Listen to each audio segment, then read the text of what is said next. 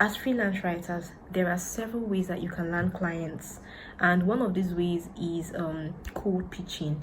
And if you happen to get your facts right and you know what you're up against, then trust me, you are going to be having lots of success in this business. I've been writing for over 4 years, and in this time I have sent more cold pitches than I can count. Have they all been successful? Nope.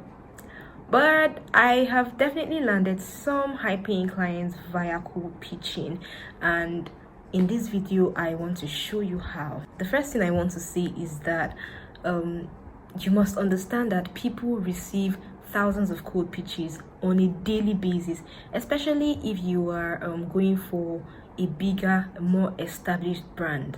You must know that they have received things like this, like they are probably tired of seeing, pitches, of getting pitches. So you need to know how to stand out. Standing out will make you different and get them to even look in your direction to start with. And this is what I want to show you how to do in this video. So let's get into it. For the records, in case there's someone who doesn't know the meaning of cold pitching, cold pitching is simply sending a pitch to a stranger that is trying to inform a prospect about your services, the services that you offer, and trying to get them to hire you. So this is just a simple definition of cold pitching. Now, here's something that would really help you when you're cold pitching. Focus on one goal. The goal of your cold pitch should be to get a response from whoever you're sending it to.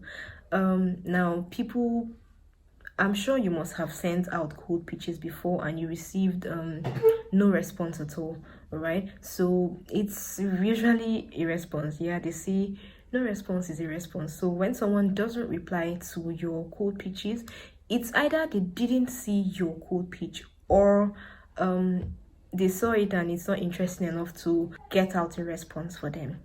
Either ways, the goal of your cold pitch should be to get a response from whomever you're sending it to. So this means that you have to be sure you're sending it to the right person. You have to be sure that it is getting to an inbox that will be read, all right? And then you have to ensure that it is captivating enough to get a response. A very simple mistake that most people make when they're cold pitching is that they try to force themselves on the prospect. This is not the case. This is not the idea of a cold pitch, all right? The reason for a cold pitch is to introduce yourself and see if the prospect is interested in your services. All right, when you do the cold pitching with this mentality, then you get better results, as opposed to pitching them and trying to force yourself on them, trying to impose your services on them. This is not the case. Remember that you are a stranger. They don't really know you. They haven't tested your services. They're not sure about you. So you need to give them some space, give them some flexibility to make a choice. All right, so that being said, let's quickly get into how to send a cold pitch that is the bomb. All right, so let me list out some pre-steps that you should do before sending your cold pitch. The first one is niche down.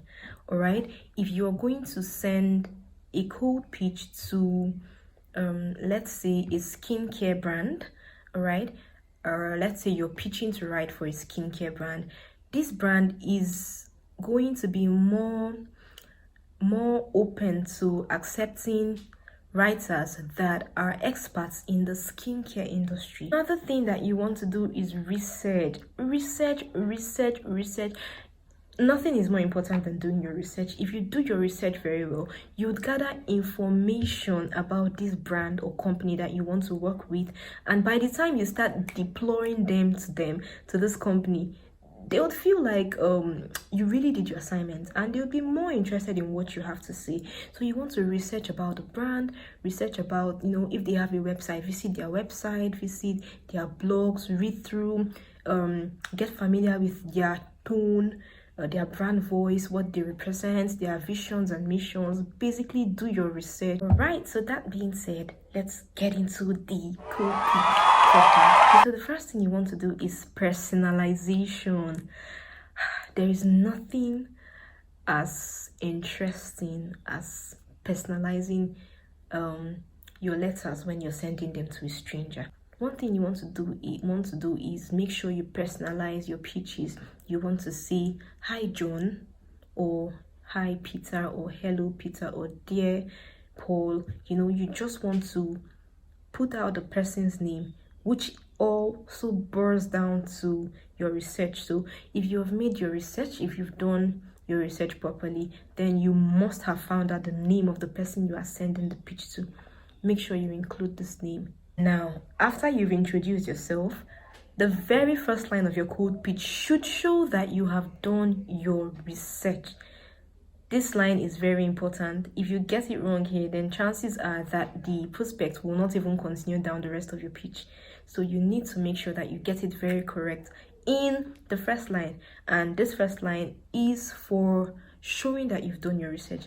Now, I know that you want to go on and introduce yourself, and that works sometimes, but I'm just giving you some personal tips that I use. So instead of introducing yourself immediately, how about a little spark of interest? Show that you've actually made research about this brand. You can make reference to a particular blog post on the website, or you can make reference to the design of the website, or something the person has written in an interview they did before.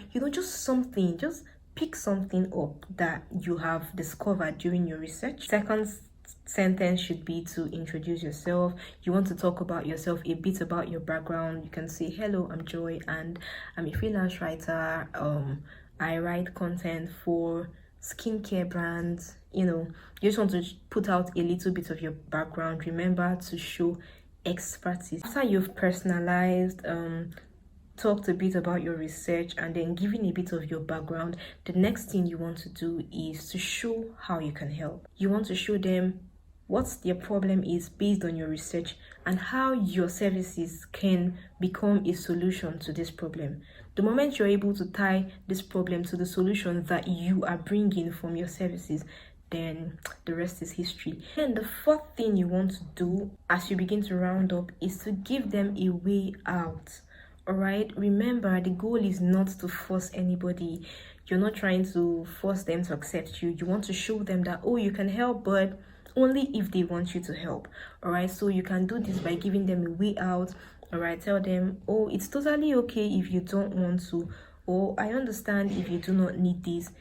Just basically give them a way out. Let them know that it's not a compulsory action. You are just checking. You can round up by telling them what you need them to do next.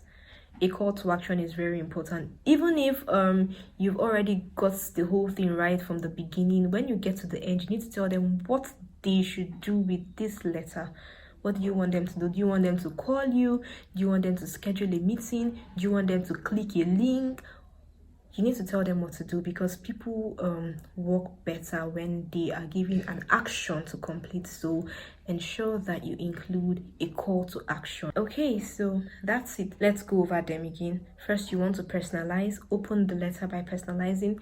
Then you want to show that you've done a research. Throw in an interesting fact about the brand that you found out during your research. Next, you want to give a bit about your background. Give a little information about who you are, what you do, ensuring that you are niching down in your description. Then you want to proceed to tell them how you can help them. Tell them the problem you found from your research and the solution that your service can offer to them. And then finally, you want to give them a way out, and also tell them what to do if they are interested in these services.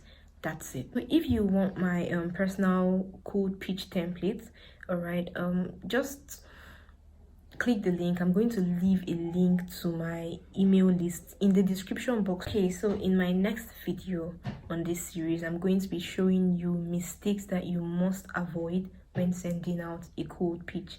Like, these mistakes will definitely, most assuredly, get your pitches in the trash can, and you have to avoid them. So I'm going to be showing you that in my next video. So if you're not subscribed to this channel, then please subscribe and turn on your notification button so that you get a notification whenever I put out a new video. All right, let me know what you think in the comment section, and I'll be there to respond to you. I will see you in my next video. Thank you. Bye.